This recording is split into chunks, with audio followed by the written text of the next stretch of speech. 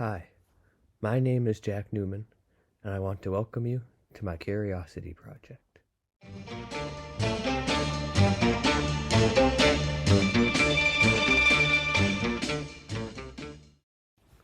I thought long and hard about what different kind of curiosities would be suitable for this kind of project, and considering this is a global cinema course, I thought nothing would be better than to analyze some international film.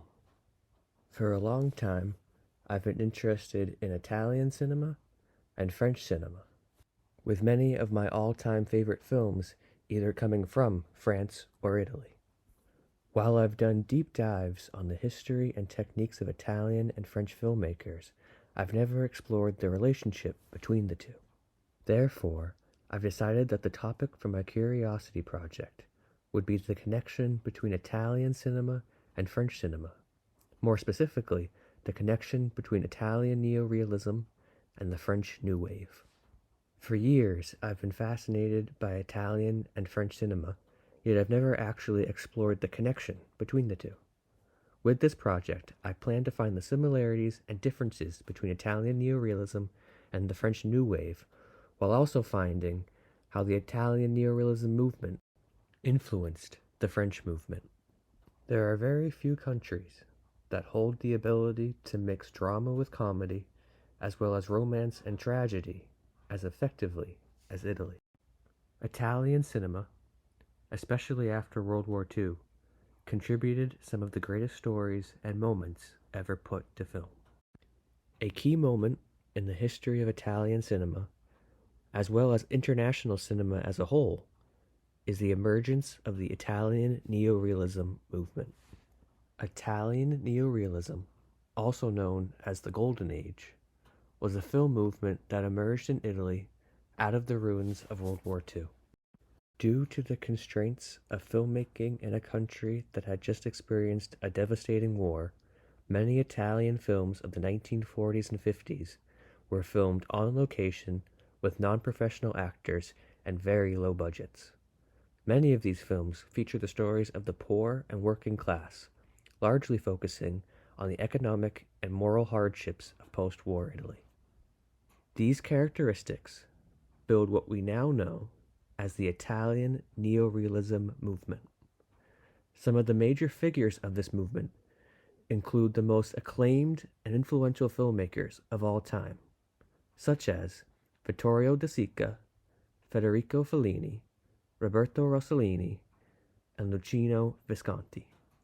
Many of these great filmmakers' works, especially Rossellini's War Trilogy and Vittorio De Sica's Bicycle Thieves, are the cornerstones of not only Italian neorealism, but Italian cinema as a whole. The effect of the Italian neorealism movement on Italian cinema is insurmountable, as is its influence on world cinema, specifically the French New Wave movement.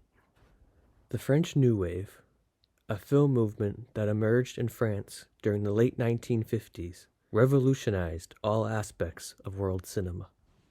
The French New Wave is often characterized by its experimentation in the fields of editing, narrative, and visual style, as well as its rejection of typical and traditional filmmaking techniques. Many trailblazing methods of filmmaking, such as jump cuts, long tracking shots, improvisation, and 180 breaks, to name a select few, were either improved upon or created during the French New Wave movement. Many of these revolutionary films, such as Breathless, The 400 Blows, Cleo from 5 to 7, Hiroshima Mon Amour, and Celine and Julie Go Boating, feature existential themes on individualism and the absurd nature of human existence. Key figures of this movement include more all-time filmmakers, such as Jean-Luc Godard, Agnes Varda, François Truffaut, Eric Rohmer, Jacques Rivette, Alain Resnais, and Claude Chabrol. The connection between Italian neorealism and the French New Wave may not be easily apparent, especially considering that the Italians focused on realism and the French were more preoccupied with experimentation. However, once the relationship between these two film movements is put under a magnifying glass, many connections and similarities begin to emerge. The first important aspect of the relationship between Italian neorealism and the French New Wave is that the latter most likely would never exist without the former. Italian neorealism, in its own way, flirted with experimentation, as on-location shooting with non-professional actors was in no way common at the time. This breaking of the conventional mold of filmmaking has had an incalculable influence on not only the French New Wave, but on all of modern cinema. Some of the key figures of the Italian neorealism movement were film critics before they were filmmakers, such as Luchino Visconti and Cesare Zavattini. This is very similar to the French New Wave, as many of the most important figures of that movement, including Godard and Truffaut, were also critics before becoming filmmakers.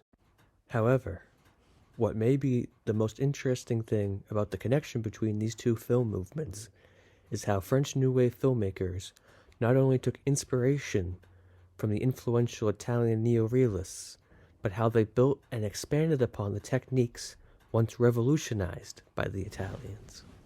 French New Wave filmmakers adopted these Italian trademarks and traits before evolving them and then shattering them through experimentation.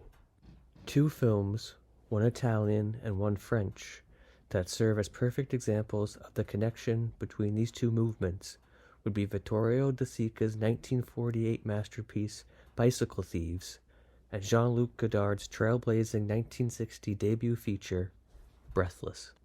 Both Bicycle Thieves and Breathless serve as early staples of their respective film movements.